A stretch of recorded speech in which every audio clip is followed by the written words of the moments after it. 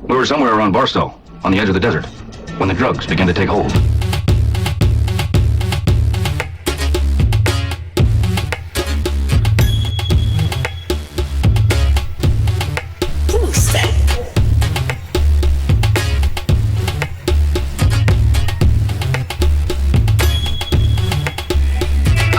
Ain't nobody jealous. Everybody has their own. Nobody locked up.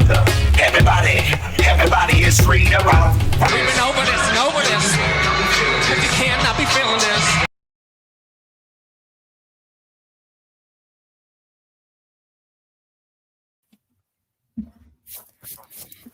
Welcome again, man. Again, everybody, here we are. We're just hanging out, and we're so happy to have you.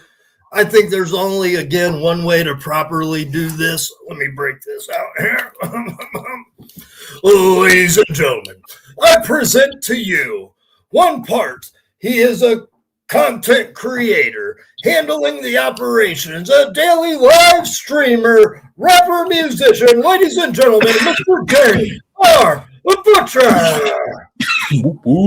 And our host for today, he is a stand-up comedian, content creator, undefeated pro wrestler. Ladies and gentlemen, El Jefe, Mr. Alex Jaffe.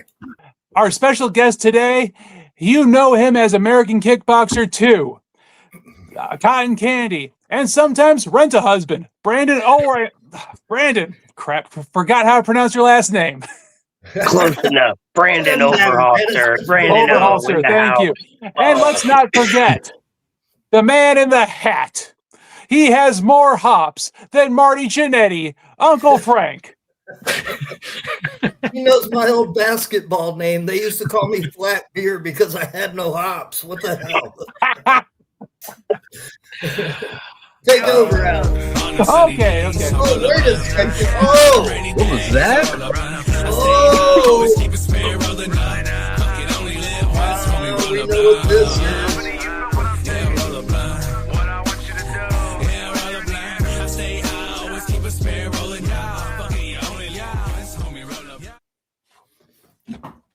Well, tell us about it, man. You cue the music, sir. I did. Right now, this week, I'm smoking on Bad Apple. It's a 30% sativa, 70% indica.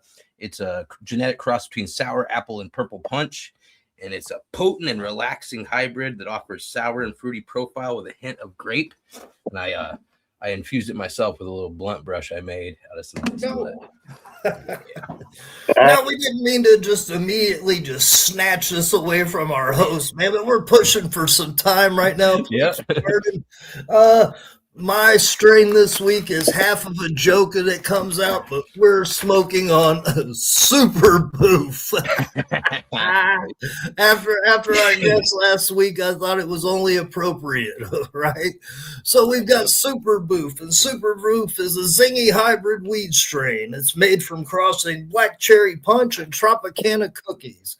It was the strain of the year by Leafly in 2024, and it's definitely doing the job because it's making me giggly, focused, and euphoric. And again, that's a strain of the week coming from 315 Inkster Road, the Flower Bowl here in Inkster, Michigan. Again, Flower Bowl, 315 Inkster Road in Inkster, Michigan, and tell them that we sent you. Alex. And remember, if you boof it, it's free.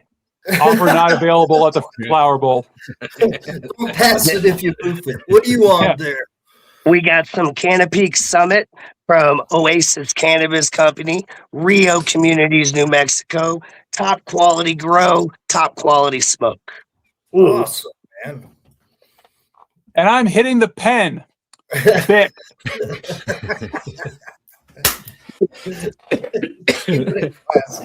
Oh, yeah. All right.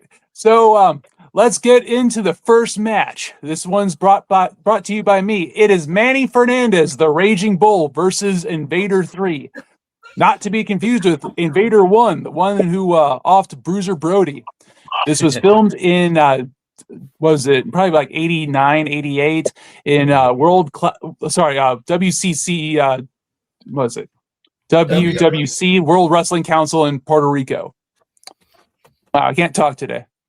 That's all right, man. It happens. This is one of those matches. It starts off like it's just a regular old match, but the reason why this match is just infamous is what happens at the end. For those who know. So have you all seen this match before?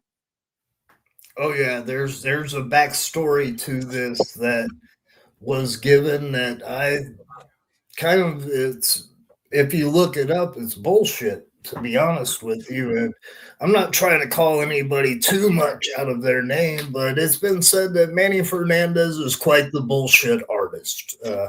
Paints quite freely with him, from what I understand. But his rhyme and reason behind this, and I'll wait for the finish to go to that. But yeah, Manny's rhyme and reason here, it doesn't add up just by the days. But yeah, this is definitely an interesting match, for especially if you haven't seen it before. So you're saying Manny likes to Hulk Hogan the truth? Hell no. Before the Don't whole you talk bad. Don't you talk bad about Hulk Hogan? Didn't he wrestle 400 matches in a year or something? 400 days. Yeah, in a it's year because of the to time zone difference when you would cross over the international date line. between He gained like 35 days a year. Which Invader is this? This is Invader 3. The one who offed Bruiser Brody was Invader 1. How many Invaders have there been? Invaders, Assassins, what's the number gotten to? A lot. It's a good question. There's been Invaders, there's been Assassins, there's been Orderlies, there's been Infernos, there's been Mr. X's.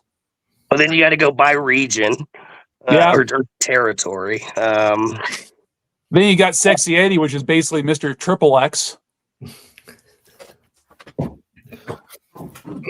It looks like four like official invaders.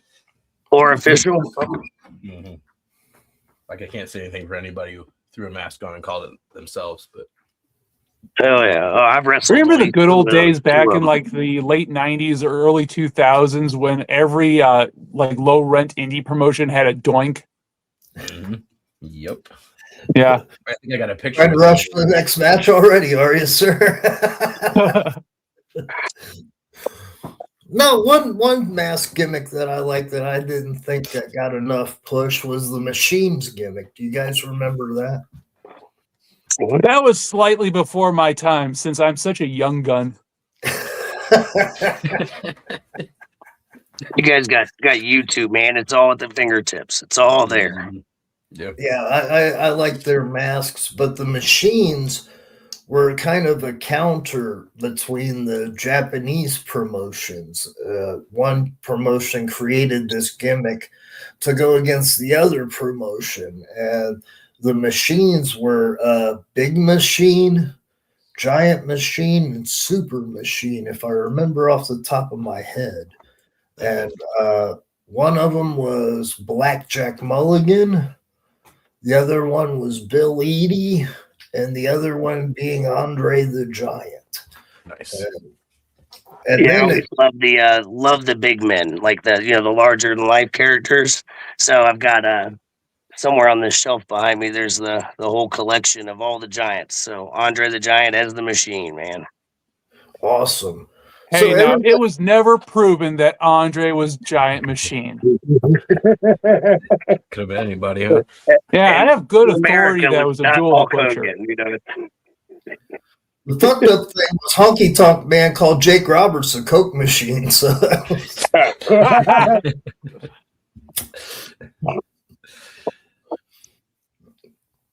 Cheap Pop, thank you. Good old Jake.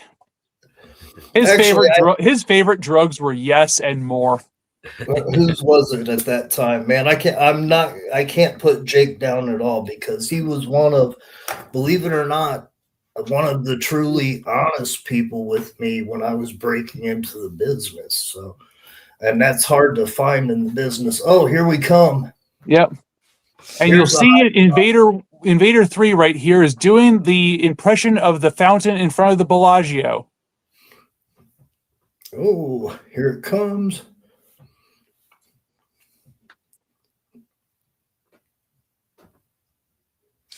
Whoop. Ah, he's a squirter. Yep. Uh-oh. Still going. So what story do you have about the finish, Frank?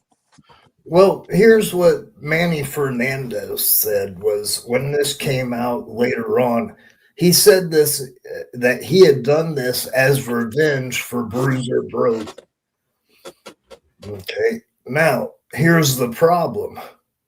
This match happened before Bruiser Brody got killed. It reminds me of like Yeah, when the Hulk Hogan foresight. was hanging out with John Belushi 3 years after he died. So it doesn't add up. And this, this making himself the martyr and the hero, come on, man, for real. It was a work. Explain how the gimmick was done, Alex. Oh, I do know how this was done. Supposedly, what this guy did before the match was he drank a bunch of pig blood and vodka. So that's how we got this appetizing. effect. Yeah. And I like looking at the vodka, aftermath, it's pig like blood. I don't drink, and that would probably be me after drinking pig blood and vodka. So yeah. Yep. Same. Yep. Same. So again, what we're talking about is some worker being a fucking worker and lawyer and a bullshit and trying to make himself out to be the hero of a situation that hadn't happened yet. It had not.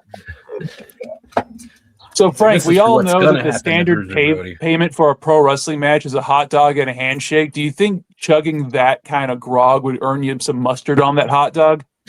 He chased it with mustard and actually, got the rest of the pig later. So we're one for the good guys. He's out there with some kind of Ebola fucking deal just for the angle. So, yeah. Predetermined, not fake. Okay, Exactly. He was predetermined to pick his fucking nuts up at that point. I'm still thinking about how pleasant that had to be to drink. Like, Were the do you think guys he in- chased it, or you know what I mean? Was it one then the other, or fucking Were the mixed guys in together? back going chug, chug, chug, chug? Come Dude, it was World Wrestling Council, so that was Karkoff. For those who know. Well, that was definitely a first match. Don't touch that dial. The Hang will be back after these commercial messages. Hello, wrestling fans. This is Jim Fannin, and I am the host of Fannin's Flashbacks, a podcast about tales from IWA Mid-South Wrestling, the most controversial wrestling company of the late 1990s into the 2000s. Join me every week as I am joined by one of the wrestlers or fans from those shows and hear about famous shoots like Ox Harley and Corporal Robinson in the dressing room, or Ox Harley and Wolfie D in the ring, or like Flash Flanagan and the Shooting Stars in the crowd. I've been joined by American kickboxer Tarek the Great, Madman Pondo, Bull Payne, Mitch Page, Mickey Knuckles, Nate Webb, Tank, Toby Klein, and yes, even Jimmy Jacobs. So you can listen on your favorite podcatcher by searching BNMVS Network. That's BNMVS Network. And every Friday morning on YouTube at 7 a.m. and 6 a.m. Central is the premiere, where you can join me and chat along as we watch the episode there on YouTube. But if you have a subscription to IWTV, that's Independent Wrestling Television, ran by Smart Mark Video, watch the app or watch the podcast there, please, as we have added footage. JCW Lunacy. New episodes every Thursday night at 7 p.m. on YouTube. For over 25 years, JCW has delivered the very best in pro wrestling entertainment, bringing fans deep storytelling drama, gut-busting comedy, and unbelievable in-ring action. From wild characters to unforgettable rivalries, JCW has built a legacy that spans generations of fans.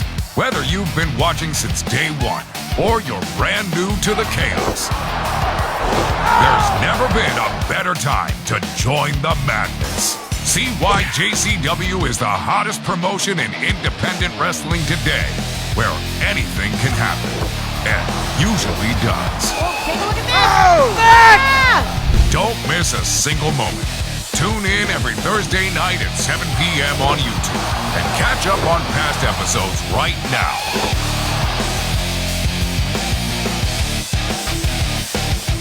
JCW Lunacy. It's more than wrestling, it's a way of life.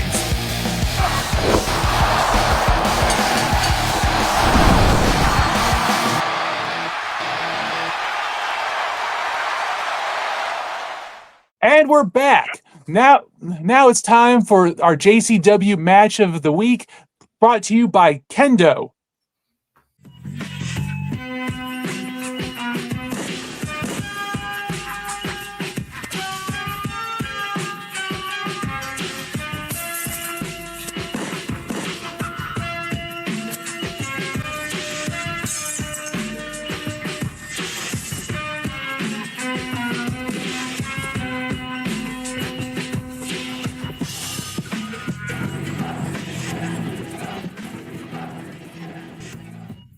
All right, welcome back, and this is the third edition of Kendo's Pick. Just like every other week, I'm going to be choosing a JCW match and giving my thoughts and opinions and commentary over top of it. And with that being said, let's get into this week's match. All right, so we got Southern Tracy Smothers being accompanied by Isabella Smothers. Those of you guys who don't know about Tracy Smothers, one of the greatest in the industry, probably debatably one of the biggest heels in JCW, and I'll let him show you exactly why that is.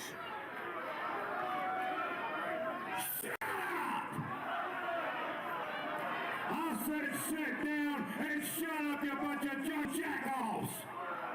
Cheap shot. Brother, I hear a JCW chant time!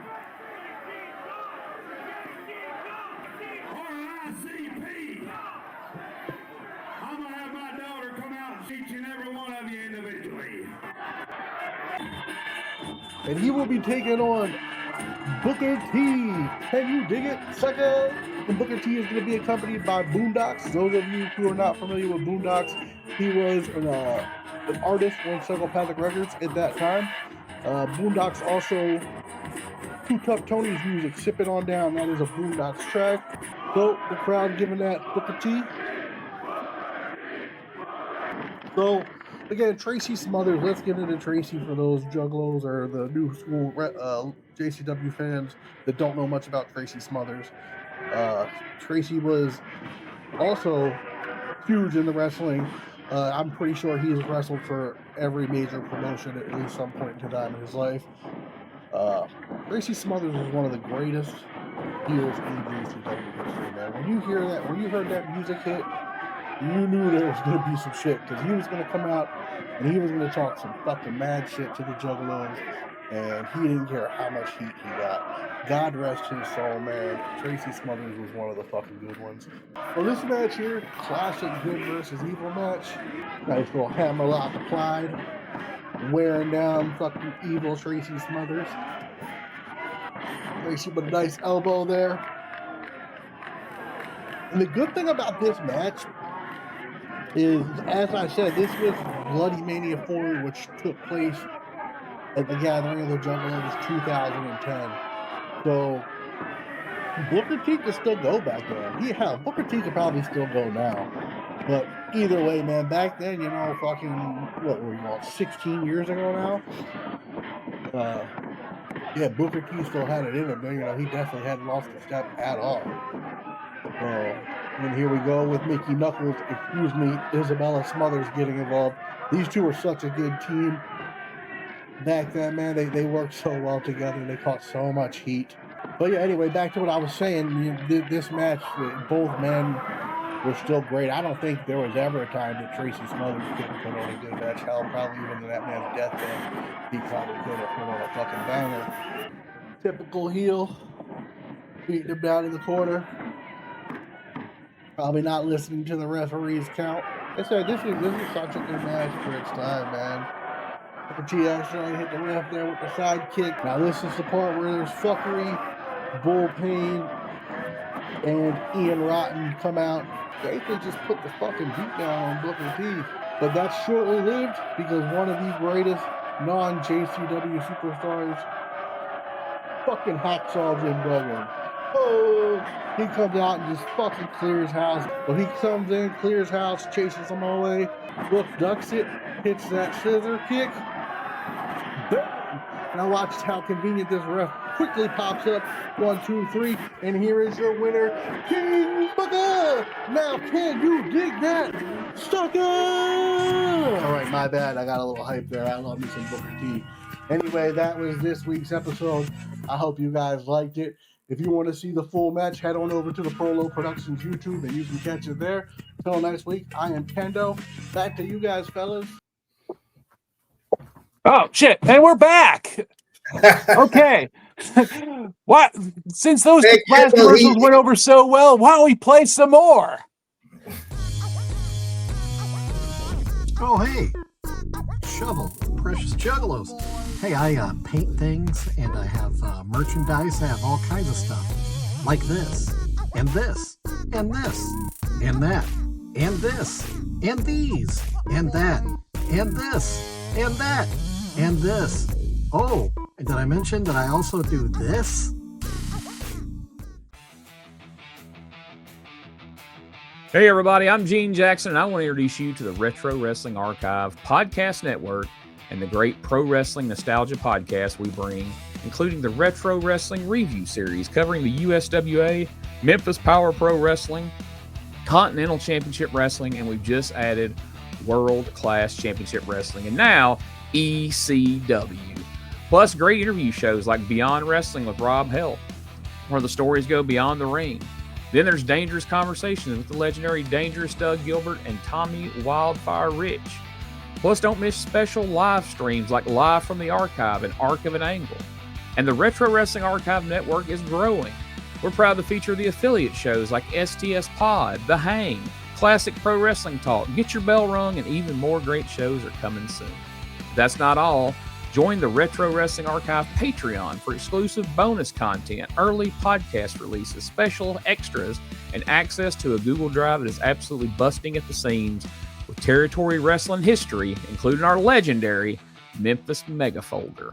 Podcast, interviews, watch-alongs, live streams, YouTube, Patreon, territory wrestling history. It's all waiting for you at RetroWrestlingArchive.club, where we're preserving pro wrestling history daily.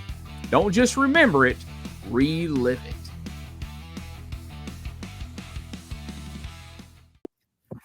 All right. Who brought music? Oh, that was me this week, man. And I tell you, the act that I brought this week, I think all of us have actually seen in concert at least once, twice, maybe 3 or 4 times, man. And I'm talking about the Odd Squad family, guys. How many times have you seen them in concert at the Gathering? I don't know if I saw them at all at the Gathering. I mean, I know that they were at gatherings that I've been at, but I mean, it might have been the Gathering that I had that apple cobbler that I found out was pineapple upside down cake. So I'm not sure. I think they did play that year too. So let me tell you real quick about the Odd Squad family for people that don't know. The members are Nubs, which stands for Normally Underestimated by Sight. And he was a rapper. He was born without arms or legs. And he draws his life trials to create relatable music, and it serves as his primary inspiration. Then you have the Snowman, who was a co-founder of this group and a childhood friend of Nubs. They had met in high school. And then A Factor, who's a producer and rapper, and he originally grew up in Colorado Springs before moving to Phoenix and joining these guys. But this group, again, if you've been to the Gathering recently in the last few 5, 6, 7 years, man, you've definitely caught this. And Alex, you've heard them at least, I'm sure. So, probably. Everybody, I don't know. I don't know how many times I've seen them at the Gathering. It's been a bunch, but my most memorable time is Juggalo Day in Arizona, man. They were the after party. They were the show, and it was so lit. And they get in there with everybody and just make sure everybody's welcome. That it can be life changing for some people. Oh yeah. So if you would.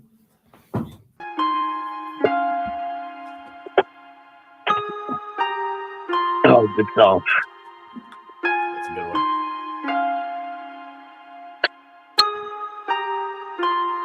Every day I just smoke my pain. All these problems in my face, I just smoke them all away. Every day I just smoke my pain. From this world I feel the weight, thank God I got Mary Jane. Every day I just smoke my pain.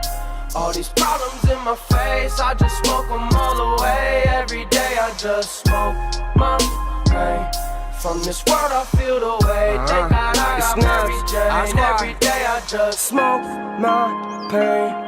So I'm rolling up, I keep a couple ounces just so I could smoke enough. And y'all don't know my pain, so let me show you some. Always overlooked, turning out to be the chosen one. Shout out to my bullies, now I'm winning. You can make fun, I'll shake it off in a minute. On a good day, I'm smoking like a chimney, but on a bad day, I'm burning up like a village.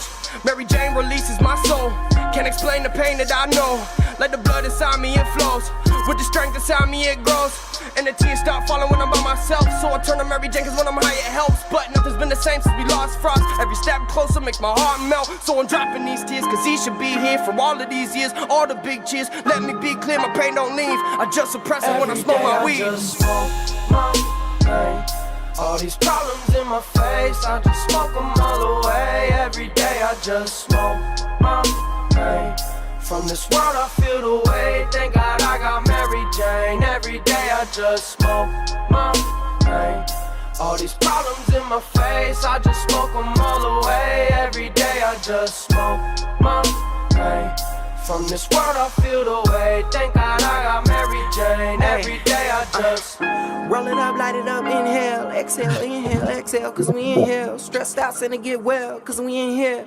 They rather have us off and on these chemtrails, popping all these pills cause shit sells. If we burn a plant, throw us in jail. If you don't staff something in, we'll sit well. But hey, everything's better with a bag of weed. It'll never get you if you're masterpiece. Never let it stress you, you can match with me. And when you start to feel the pressure, never drag your feet. Never pass the judgment, only passing weed. Tell you that I love it if you asking me. And everywhere I be, I need a half at least. Not a half of O, but a half of P. You fall down and you get up. I guess that's just how life work. It's broke, it's road, it's lit up. I smoke my pain cause life hurt. My mind's turning while I'm burning. Put my pain on the page when I write verses. Do the same on the stage like life's perfect, but inside I'm hurt. Every day I just smoke my pain. Shout out Keeper Sutherland. I just smoke them all away. Every day I just smoke my pain. From this world I feel the weight, thank God I got Mary Jane. Every day I just smoke my pain. All these problems in my face, I just smoke them all away. Every day I just smoke my pain. From this world I feel the weight, thank God I got Mary Jane. Every day I just thank life for the trees, thank life for the flame, thank life for the breeze, thank life for the water, and every other beautiful thing I can see. Thank life for the lessons learned, the blessings earned, and believing in me. And thank life for the chance to row my boat on down this stream. But if life is a dream, tell me why do I love so hard? Why do I give a damn when I lose a loved one and find myself lost in the cloud? Smoking that loud, it's a stress reliever. You can say I smoke too much, I don't smoke enough, I be needing her. Mary Jane, keep me sane. Mary Jane, keep a smile on my face. Mary Jane, far from plain. So I hope you know she take me to space. All I gotta say is she really be helping me. And you can find me smoking even if she wasn't healthy. Every day I just smoke my pain. All these problems in my face, I just smoke them all away. Every day I just smoke my pain. From this world I feel the weight, thank God I got Mary Jane. Every day I just smoke my pain. All these problems in my face, I just smoke them all away. Every day I just smoke my pain. From this world I feel the weight, thank God I got Mary Jane. Every day I just smoke my pain. All these problems in my face, I just smoke them all away. Every day I just smoke my pain. From this world I feel the weight, thank God I got Mary Jane. Every day I just smoke. Hell yeah, man. Excellent selection. Man, I'll tell you what, man, that band, that group, again, all of us have seen him. Alex has heard him. I know he's at least heard him. You know, there's only one way that we could really follow this. And, Alex, if you would, man, could you add a bit of sophistication here with the one of your dramatic most definitely.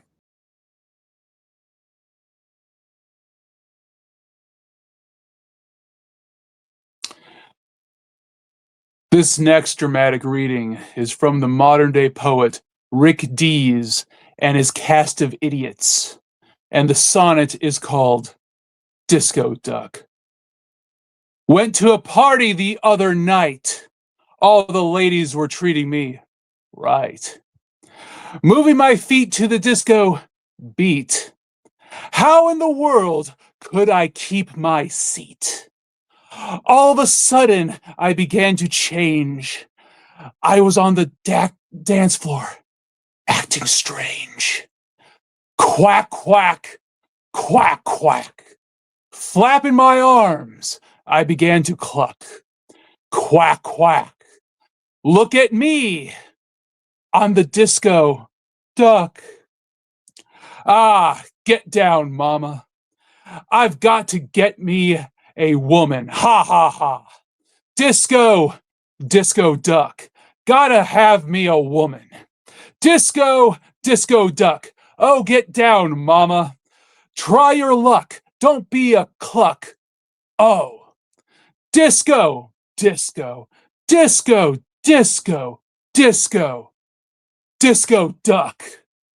All right. Disco duck. Oh, get down, mama.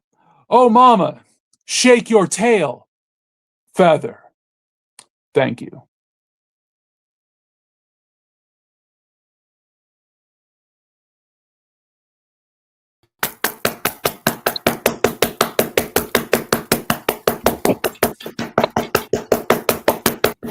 Bravo, sir, bravo. That kind of sophistication is what we need around here, sir. Bravo. For sure. Thank you. Now, before we get into our next match, Brandon, would you like to pitch the Sunflower Festival? Sure. Reason I'm Brandon today instead of some of the other names you mentioned earlier is New Mexico Athletic Commission decided to sanction Brandon Overholser for a match where Manny Lee wrestled John Cena. And by that, I mean, he was invisible. Nobody could see the opponent. So they decided to fine me $500. I don't have my building. I gave up my business. It moved on. So working with another local business to set my ring up. And Brandon's going to actually have a pro wrestling match and kind of tell the athletic commission to fuck off or where they can shove it.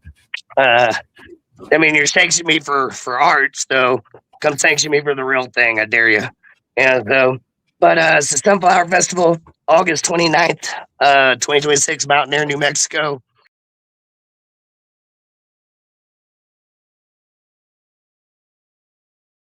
Lots of vendors, lots of art.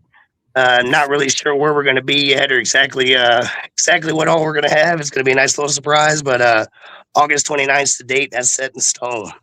So, and I'm going to bring a little something I haven't brought to Mountain Air before. It's been a lot of art. I'm a little mad this year, so I'm going to bring a little bit of violence this year. You know what I mean? It's time to show them the other side of my art form. Especially if you're gonna stop on me anyway. I'm gonna stop playing by your rules and we're gonna play by mine. So game on. But thank you for bringing that up. Hell yeah. Now, real quick, while we've got just a second, what people might not understand is for quite a few years now, Brandon has been fighting against the state athletic commission in New Mexico. And he's dared them repeatedly. Come after us. And I've helped promote and produce those shows as well. And we did that for quite a few years for the town of Mountain Air, New Mexico. So an outlaw, yeah, if that's the terminology. Well, and they took it further. There was a warrant out in my name for a year. Again, Brandon Overholser's name. So a little serious when it's you give me the government name, we're gonna play real games. You know what I mean? So, warrant out my name for a year for harassment that wasn't even a crime in my state. So, but what that does do is, trial allows me to get some discovery and the next time we do actually run a show together in this town, I'm pretty sure the state's going to be paying for it, and it's going to be under my rules because they didn't want to work with me. They didn't want to catch me for the stuff they could have caught me for. They wanted to catch me for John Cena, and well, I mean, I'm willing to call John Cena. We can call John. You know, we can call the real John and see if he was ever booked. You know what I mean? I've never talked. Somebody got the government can get his number, I think. So you know, but yeah, it's going to be an adventure. August 29th, though, is going to be that's always the Sunflower Festival. Mountain Air is always a big deal. It's been going for roughly 20 years, 10, almost 10 that we've been here. They always offer wonderful things, man, and then a lot of sunflowers if you like that art form. So, yeah. Oh yeah. Brandon's produced some pretty cool shows over the year. And quite frankly, like that is the show that I was on that I have my one win at. For those viewers that might not know. So everything comes full circle. Wrestling's unpredictable. Nobody could have known you were going to walk out that day and just somehow outlast everybody else that was looking for an opportunity that day. Yeah, and then what'd you do? You decided, we offered you more shots. Now you're like, no, I'm gonna stay undefeated. I'm actually currently undefeated myself at JCW. I keep kind of winning every match I've been in, but there's mostly been tryout matches. But I have won 3 tryout matches. I mean, how can I top beating 20 people in a match, right? Well, although I did pitch it to Frank, though, I am willing to defend my undefeated streak in a shoot fight if you can book a particular person. And that person is Lex Luger. I'm pretty sure I can take him right now. I told the only way that I would book it was if it was Indian leg wrestling. So, hey man, I'm down. Oh man. All right. So Brandon, would you like to talk about the match that you brought? Yeah, so just a little quick history, at least on the copy we're watching. I uploaded it years ago. Tarek, big hand in me becoming Kickboxer 2 and taking it around and helping me learn the loops and learn the moves and then learn that the character was going to be who I am amplified. You know what I mean? He had just always mentioned this Japanese match, how he would have liked to have gone back and stuff like that. And I was an old school tape trader and got into the business early enough that you could still hit the wrestling forums and actually get some good tapes. And then I was also ghetto enough that I had my own converter stuff. So I ended up getting this tape a little easier than it was back when I was a kid because I could actually just go get it on eBay. But got the tape. And then I converted it to DVD and then put this match on there. And then, I put it on YouTube. So that way he always had access to it. If he wanted to watch it, kept the link private, but it's a fun little match. Big deal for Tarek. And I love, just I was an old historian with the stuff, man. I used to get the old stuff. My favorite pay-per-view forever is going to be the 1994 Royal Rumble, and it's just because I watch it over and over, and you know what I mean. It is one I had access to. So, but yeah, so that's a little bit of backstory on that. Is it's on YouTube because I wanted Tarek to be able to have access to it. Oh yeah. Yeah, I've got a bit more backstory for this match. I can't wait. Tarek and I had the same agent, and I went and I found the business card, and she tried to book me for Pancrase. If you see the business card, this is from actually Pancrase in Japan. And she wanted to book me to fight there, and her name, Phyllis Lee. She was also the agent for Sabu and Dan Severn, as well as Tarek and myself.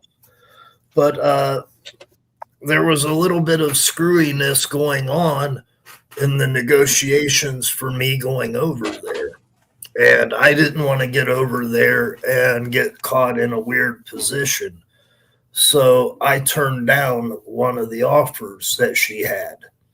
So when the offer came for somebody to go to Japan to kickbox against Hito, instead of calling the American kickboxer, she got a hold of Tarek. And Tarek gets a hold of me and says, "Hey, man, can you come teach me how to kickbox? I've never kickboxed before in my life." And I said, "What the fuck? What are you doing?" He said, "They've got me booked at kickbox in Japan." I said, okay.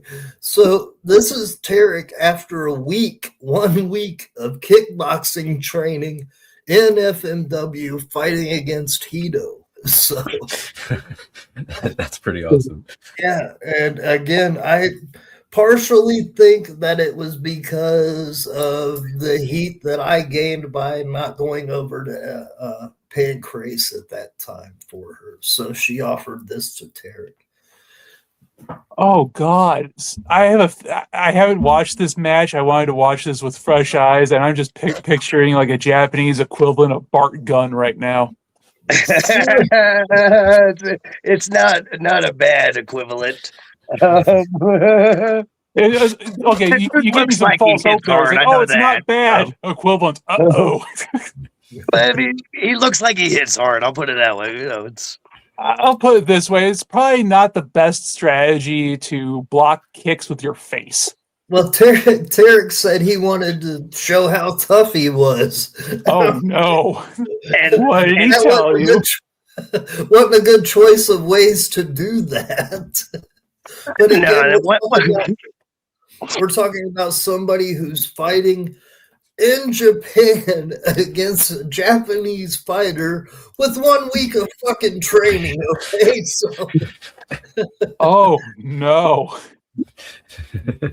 So as I said, he was like 2 tears in a bucket. Fuck it, let's go. And the money that he made was worth the going over and doing it. We'll say that much. I'm not going to disclose, but our trainer got fucking heated for some reason. It was like, "Well, fuck, they got you coming over there for just one shot? Who do they think you are, Hulk fucking Hogan?"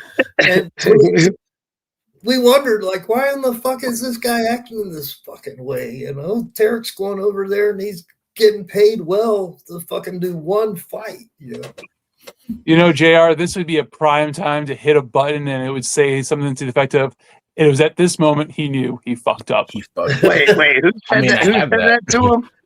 I have that. No, there was a sound bite of that, and I think that was like Tyler the Creator, right? I think so, yeah. When keeping it real goes wrong. Yeah, pretty much. Yeah.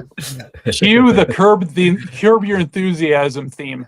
But yeah, you got to fucking carry your balls in a wheelbarrow to go over to fucking Japan with 1 week of actual fucking kickboxing training, ready to fight the Japanese in kickboxing. So. Yeah, that's just. I mean, I admire the confidence. You know? Yeah, I sure as hell wouldn't be doing that.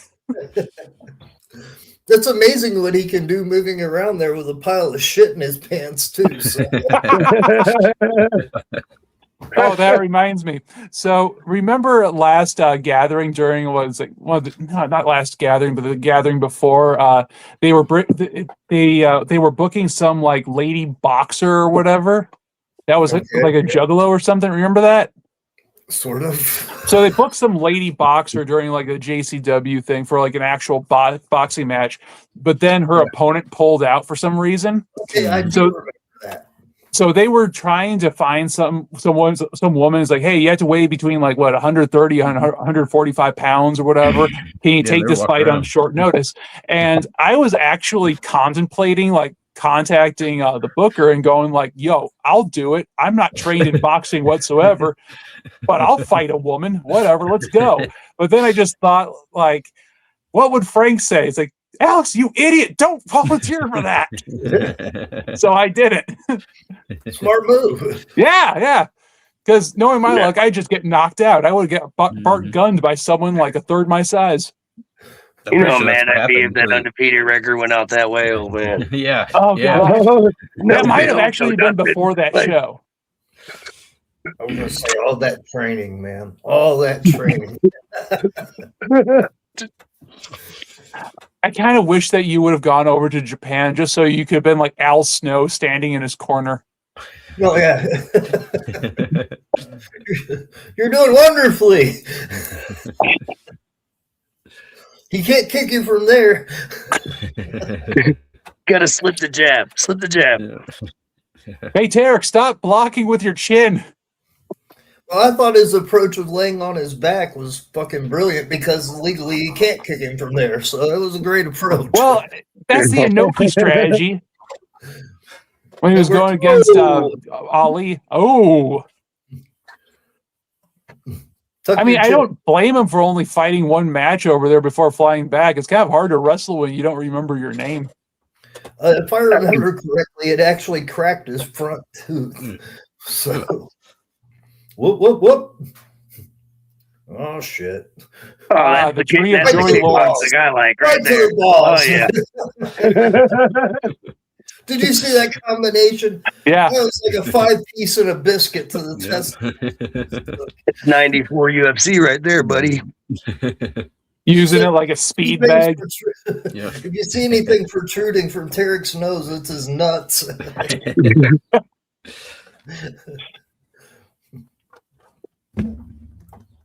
Whoop.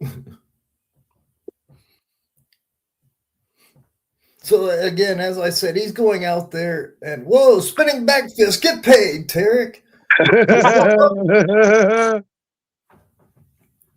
Well, at least he connected with one. Good for him. Oh, he hits hard. He'll wallop you. Oh yeah. I don't doubt that for a minute. And this was Bad Boy Hito, correct? Good portion of my concussions came from us just playing and having fun.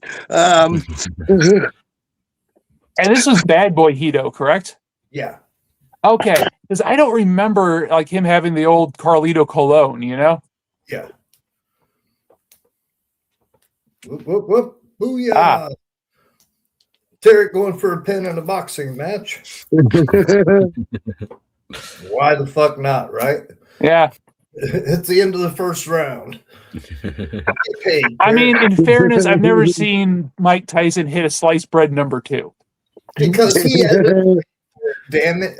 That is a specialist you'd see in the ring right there. Tarek was trained by me in 1 week. Did you see what the fuck he just did? That's my and when he gets kicked in the mouth, I don't know what the fuck happens, but all right.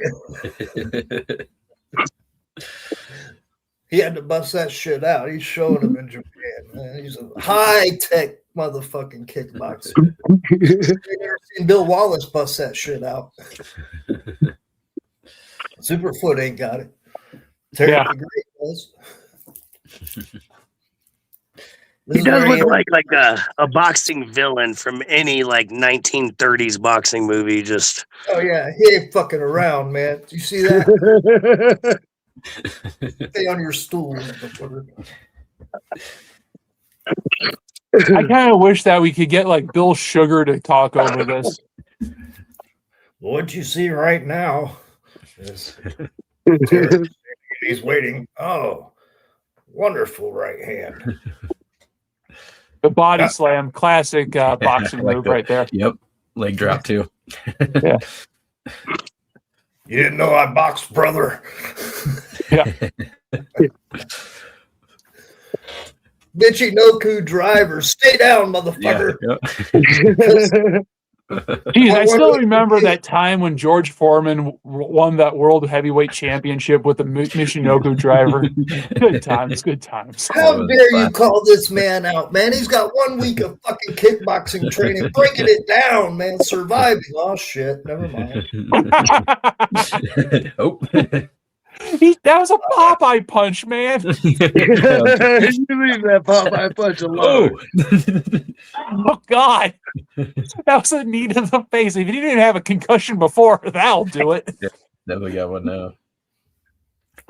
But that was classic fucking Marcus of Queensberry fucking boxing right there. I taught him in 1 week. You ain't ever seen kickboxing like that from that kind of fucking train. I dare you, motherfuckers. So Tarek bragged that he broke this guy's hand. With his face. Yep. He's limping away from kicking Tarek in the head so fucking hard. Yeah. Hurt his foot. Yeah, there's definite damage done. Tarek trying to find the wheelbarrow to load his balls into to fucking get back to the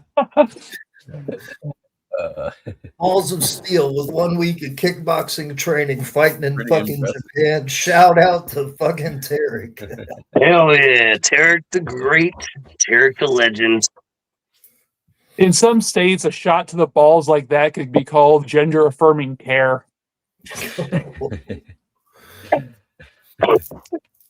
Man, do we have that ball shot that I sent you?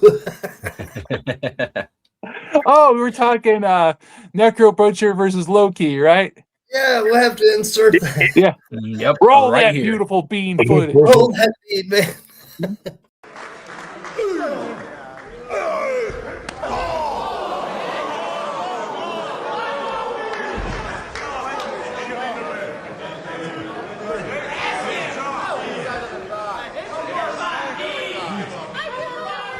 We sat around for a minute, rewinding and replaying, replaying.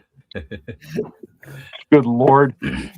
So, you guys want to keep this pro wrestling train moving? Who has the next match? Hey, that would be me. But I actually have a picture to go with this match, and I don't think I should be talking about this, honestly. Whoa. Man, this match is so special to me, man.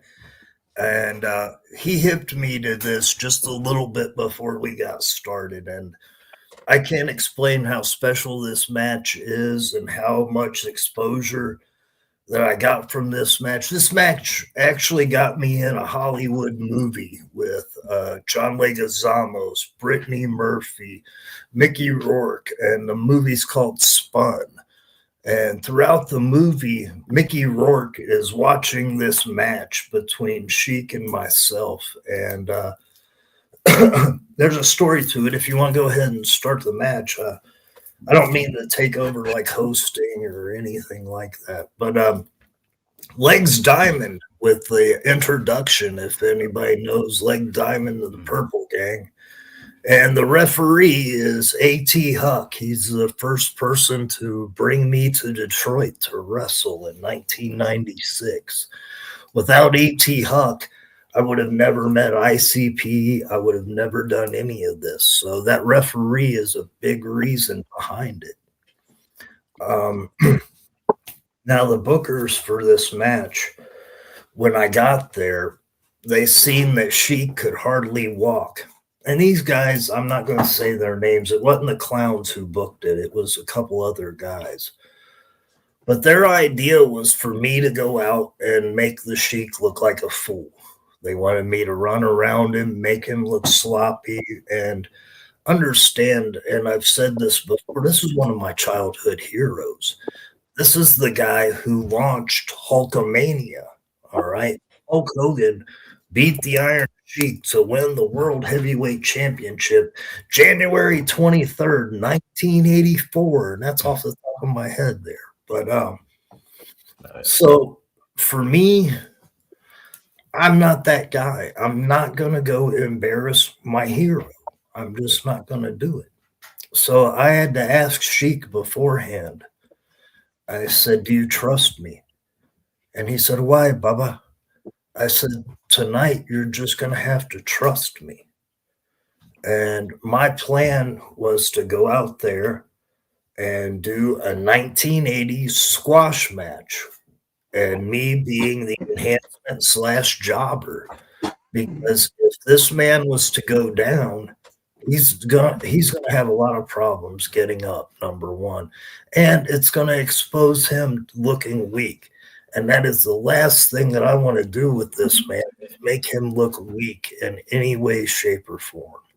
So, as I said, this match, my goal was to make him, again, he says it during the match, you're making me feel like a world champion.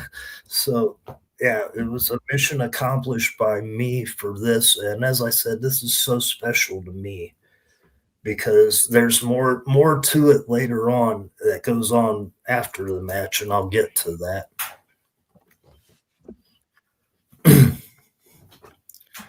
One of the big tragedies in wrestling, though, is that the Iron Sheik wrote a book that was called Jabroni. It was supposed to be published by, I believe it was ECW Press, and then for some reason ECW Press decided to publish that Pat Patterson book called Accepted. And that book, for whatever reason, was buried and never released. And I'm not quite sure the legal reasons or whatever, but I really do hope that that book does somehow see the light of day. I was consulted for that book, believe it or not, man. Really? Sheldon Greenberg was the guy who is writing it, or was writing it, if I remember off the top of my head correctly. But yeah, he contacted me because he knew of my stories with the Sheik. And after I told a bit of my story to him, I sent him to Marty Jannetty. So Marty Jannetty could tell his story of the Sheik. And if anybody doesn't know that story, look up Marty Jannetty and the Iron Sheik. And it's a funny story. But anyhow, yeah, Legs Diamond, as we talked about, former ring announcer for JCW, awesome guitarist, great voice with the Purple Gang. I don't know how many people check that out. I was a fan of it personally. Yeah. I enjoyed them. Brandon and I actually, a couple years ago when they came back to the gathering, the Purple Gang, we did purple zoot suits to go watch the show. Hell yeah, we did. Yeah. It was a good show. Real good show. I'm going to bring this full circle as well. Another unreleased book was Psycho Sid Vicious's book. He actually wrote a poetry book called something like Footsteps in the Sand or something like that. And Frank actually wrestled Sid Vicious back in the day. Yeah, we'll get to, I plan on having Dr. Bud on sometime as a guest, and we'll play the video. Oh, fantastic. It'll be a lot of fun. But here you see, Sheik has not hit the mat, and I'm selling like a champ for him, man. Every time he touches me, I'm trying to fly, I'm trying to bump. Violent J said live that this is the most blatant case of overselling that he has ever seen in his life. And right 5 here years later, HBK versus Hulk Hogan. Yep, that's exactly what came to mind. Right there, the Sheik was feeling so good. He says, "Give me hell yeah!" And the whole crowd said, "Hell yeah!" Yeah, he was having a blast. Now, here you see. Have you seen him take one bump? No. Yep. No. That's it. Give him the old 80s comeback for a minute. Mm-hmm.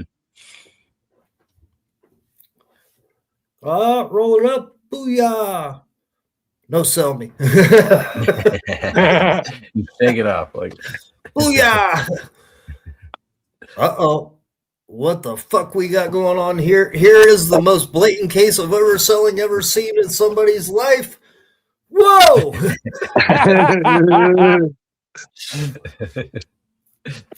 Now, after good thing it's not Pat Patterson, but go on.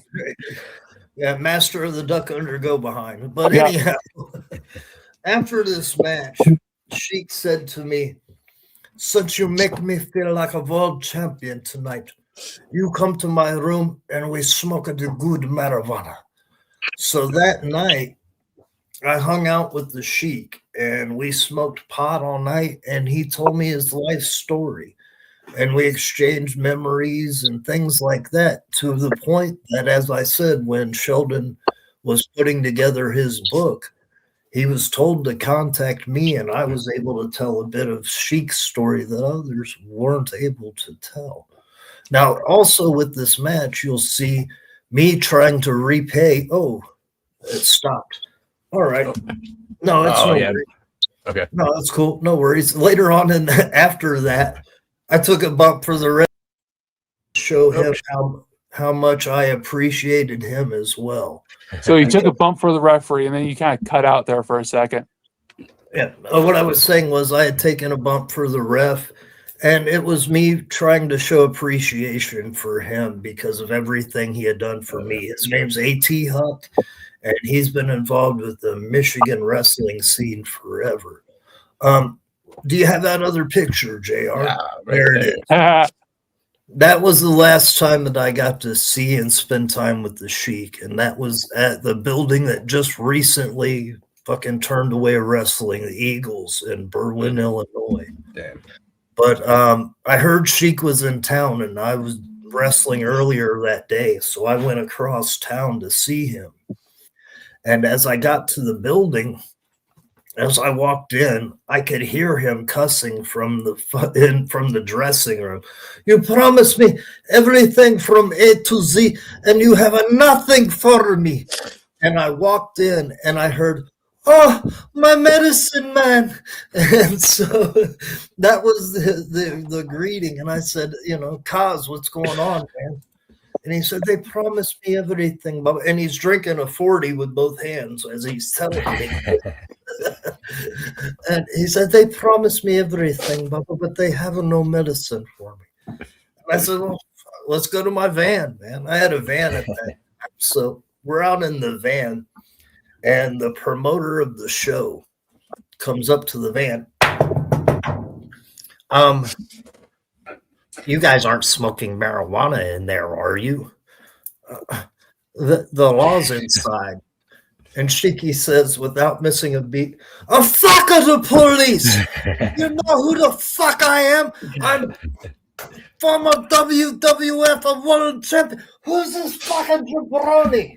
That's the guy who's paying you, Sheik. Fuck him.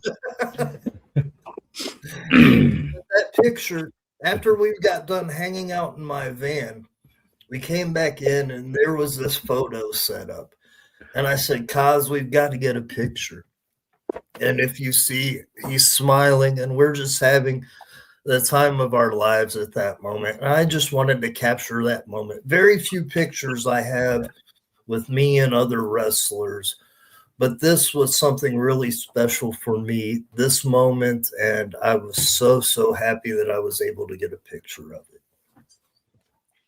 That's awesome. That's wild. Yeah, I think we have a couple more commercials to play for you guys. Stay tuned. Check this out. Sorry about that. A little mistake. I was. Oh yeah, I know. I'm just. Yeah, I'm just letting you guys apologize. So I know that. I know. Okay, are we going to come back with memes or shout-outs? Yeah, I'm just waiting for like some silence, and so then that way it will be a better cut, Yeah, I have one. Yeah, no, you're fine. Okay, just a second. Okay, excellent. Now let's get down to some memes and shout-outs. Yeah, this one actually the commissioner sent to me. So, sorry. There we go. I can't read that. Jerry Lawler when high school lets out.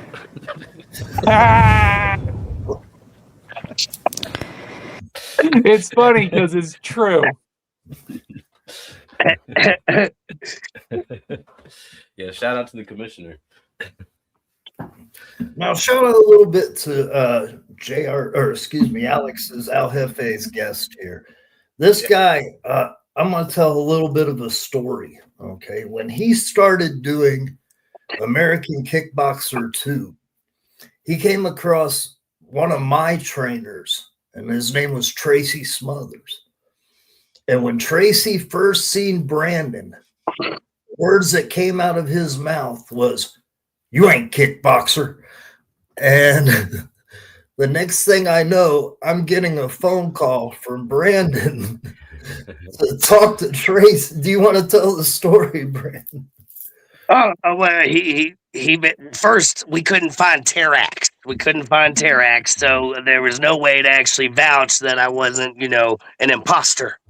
And this was a big deal show. This was Cleveland All Pros, JT Lightnings. It was their 17th anniversary. It was just a big show.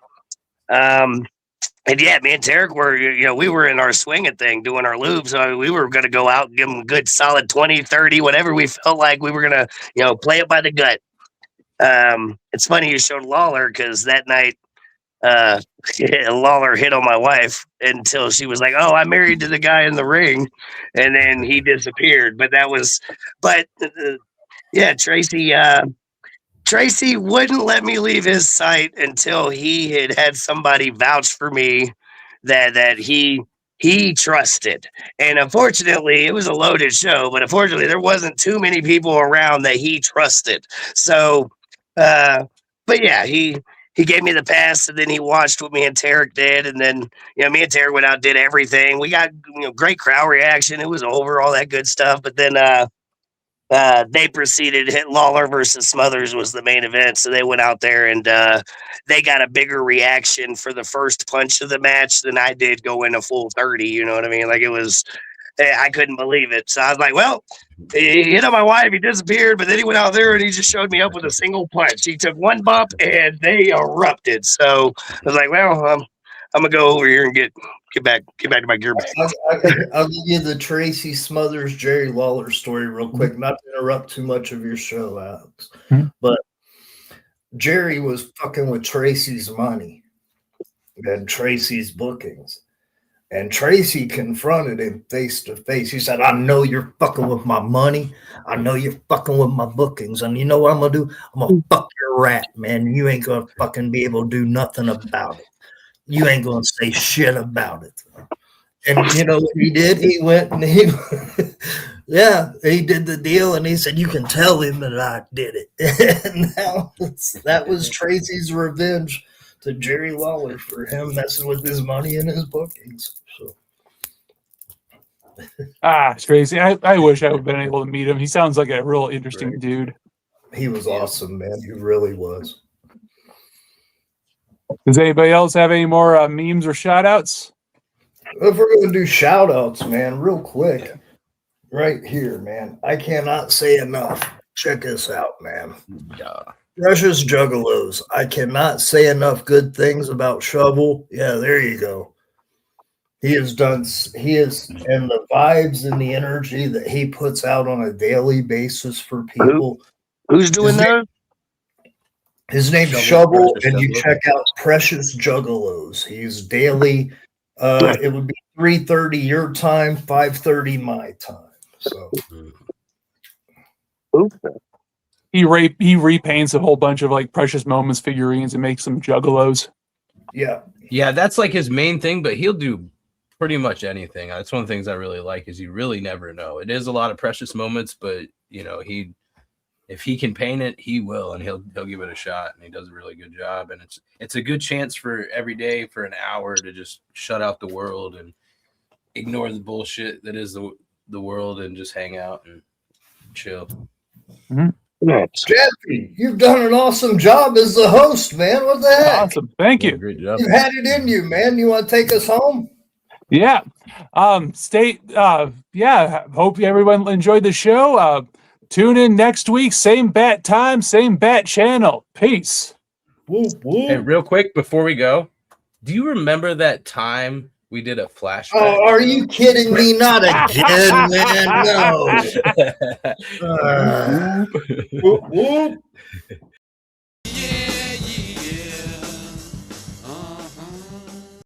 Hi, I'm Cliffy, and I'm here today today to tell you about an amazing new product that I got, that you want, that you need in your life. It's called Ninja Vanish. If you're like me, you get yourself in a lot of sticky situations.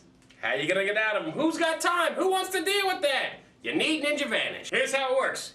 You're in the situation, you gotta get out of the situation, bam! Hey, where'd I go? You don't know. And more importantly, no one else knows. You piss your pants on your friend's couch? Ninja Vanish. You fart in an elevator? You gotta get out of there. Ninja Vanish. You walk into a gay bar? Ninja Vanish. Unless you're gay. You get in a fight with a hooker? She bite your tongue off? Ninja Vanish. You reference old things that aren't even funny no more? Ninja Vanish. You pull out too late. 9 months later, you got a problem on your hands. Baby, I have something really important to tell you. I'm pregnant. God damn it! Ninja Vanish. Your mom catches you jacking off. What are you doing? I'm using the bathroom! Well, I'm coming in there. No? Ninja Vanish. You wake up next to a big girl in the morning that you don't know how you got there? You was a minotaur last night. She's got a dick. Ninja Vanish. Hey, and for the ladies, you can use it as well. It ain't just for us guys. You fart while your boyfriend's going down on you. Ninja Vanish. Alright, now tell you what I'm gonna do. 'Cause we can't do this all day. I'm gonna give you a month's supply of Ninja Vanish for $29.95. It's made in Thailand, so you know it's good. You also get this, the Blow Phone. A phone with a breathalyzer. You'll never drunk dial again. $40 value, absolutely free in the next 15 minutes. Hey, you've tried the other guys? Now dip out with the best. Ninja Vanish.